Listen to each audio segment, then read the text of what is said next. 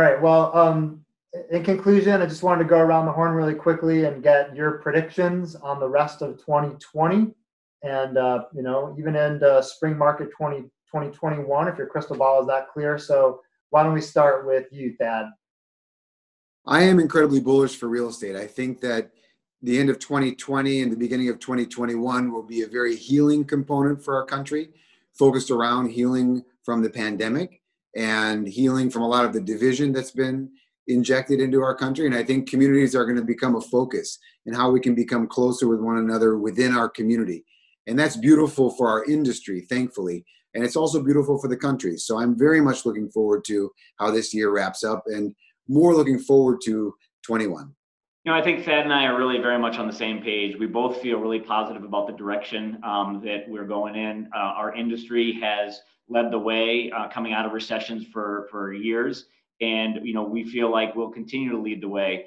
We're going to end the year 2020 strong.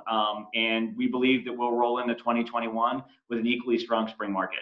Yeah, and I agree. So I do think that the suburbs will remain strong. I think in 2021, the city is going to become the bright, shining light. I think there's such a human component to wanting to be together, be around other people. And after everything that we've been through in 2020, I think that the light and the bustlingness of the city will bring everyone back together, and we'll see that reflected in real estate. Well, I certainly hope so.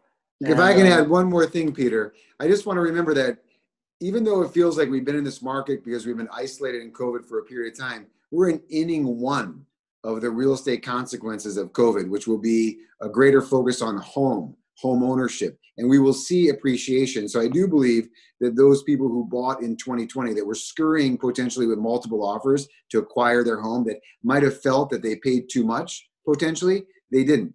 This is going to be a baseline that we're creating that we're going to see appreciation straightforward for the next decade.